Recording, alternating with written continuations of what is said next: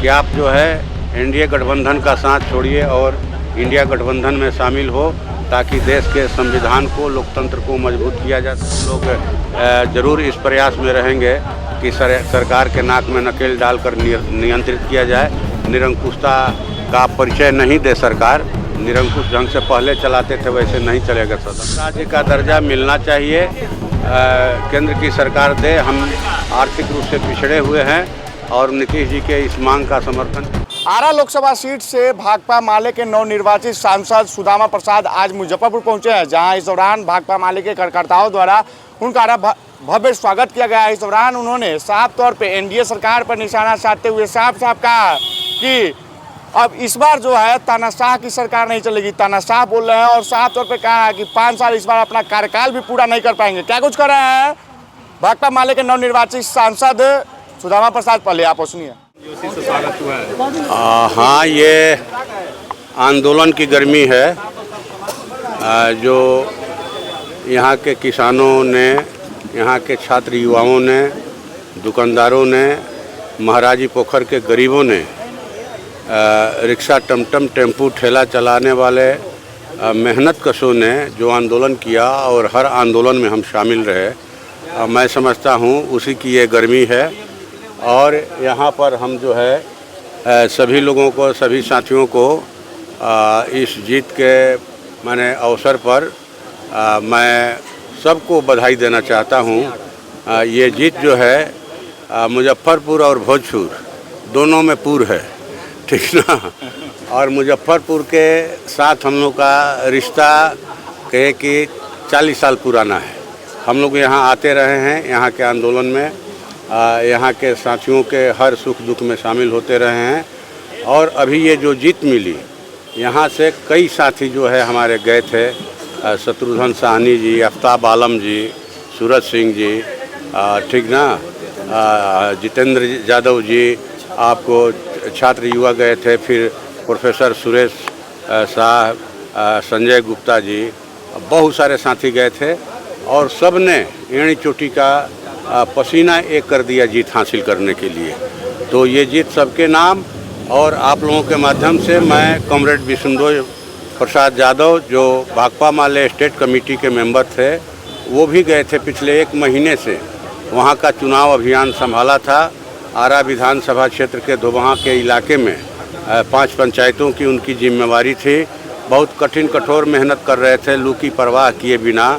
और जो है 30 तारीख को लू लगने से उनकी मृत्यु हो गई। तो आप लोगों के माध्यम से उस शहीद साथी को मैं अपनी श्रद्धांजलि देता हूं। आप तमाम लोगों की ओर से श्रद्धांजलि देता हूं। उन्होंने शहादत दिया है।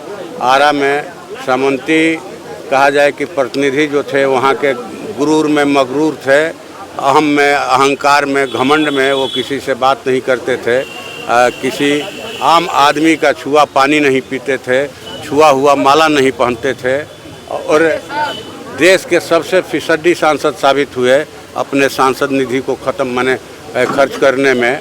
सोन नहरों के आधुनिकीकरण का, पक्कीकरण का उनका चुनावी वायदा था 2014 और 2019 में, जो पूरा नहीं हुआ। तो मैं समझता हूं कि वैसे प्रतिनिधि को हरा करके यहाँ के साथियों ने, और भी कई जिलों के साथी गए थे, सबकी ये जीत है।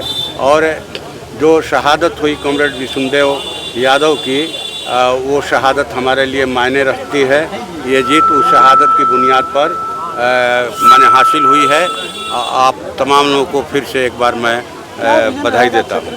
खेती है कि हमारा ज़िला कृषि प्रधान ज़िला है और कृषि पर ही अर्थव्यवस्था वहाँ की आधारित है। वहाँ का भोजन छाजन, वहाँ का शादी ब्याह, पढ़ाई लिखाई, व्यापार, सब कुछ खेती पर है।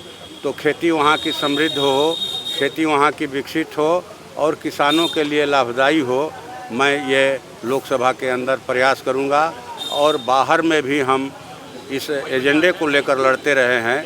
तो ये हमारी प्राथमिकता सूची में है। पूरा देश का व्यापार जो है, न सिर्फ भोजपुर बल्कि पूरे देश का व्यापार नोटबंदी के कारण, जीएसटी के कारण और अभी ऑनलाइन व्यापार के कारण पटरी से उतर गया है। 40% कहा जाए कि ऑफलाइन व्यापार प्रभावित है। बाज़ारों में ग्राहकों की संख्या घट रही है महंगाई की वजह से और रोज़गार के बेरोज़गारी के कारण। तो ये हमारी प्राथमिकता है, रोज़गार को लेकर के भी, महंगाई को लेकर के भी इसको नियंत्रित किया जाए। हम लोग, हमारा विधायक दल जो है वो इंडिया गठबंधन का वो लोकसभा के अंदर प्रयास करेगा, इसके लिए आंदोलन करेगा, लड़ेगा और लोकसभा के बाहर भी लड़ेगा। ये हमारी प्राथमिकता। किसान जो समाज जो है, ये कानून बने, इंडिया गठबंधन की तो घोषणा थी कि जो तीनों कृषि कानून है सरकार बनने पर ख़त्म किए जाएंगे और देश में 1 करोड़ सरकारी नौकरी दी जाएगी 6 माह के अंदर। और जो अग्निवीर योजना आई है वो अग्निवीर योजना को समाप्त किया जाएगा। ये हमारी प्राथमिकता में थी। और कहा जाए कि हम बहुमत से पीछे रह गए, हमारी सरकार नहीं बन पाई, लेकिन इस बार पहले की तरह लोकसभा नहीं रहेगा।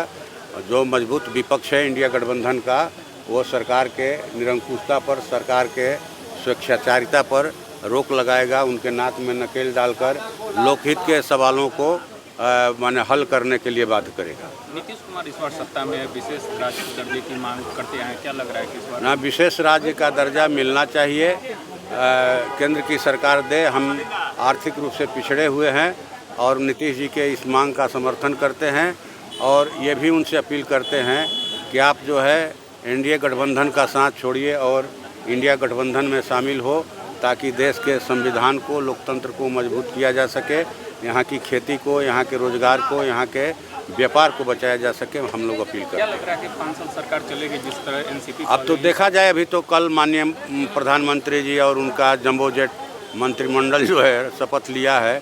अब देखिए आगे क्या होता है। वैसे माने हम लोग ज़रूर इस प्रयास में रहेंगे कि सरकार के नाक में नकेल डालकर नियंत्रित किया जाए। निरंकुशता का परिचय नहीं दे सरकार, निरंकुश ढंग से पहले चलाते थे वैसे नहीं चलेगा सदन। तो आपने सुना भाकपा माले के नवनिर्वाचित सांसद सुदामा प्रसाद ने क्या कुछ कहा। वही आपको बता दें कि आज सांसद बनने के बाद पहली बार मुजफ्फरपुर पहुंचे थे, जहां इस दौरान पार्टी के कार्यकर्ताओं द्वारा उनका भव्य स्वागत किया गया। साथ साथ उन्होंने एनडीए सरकार पर भी जमकर हमला बोला।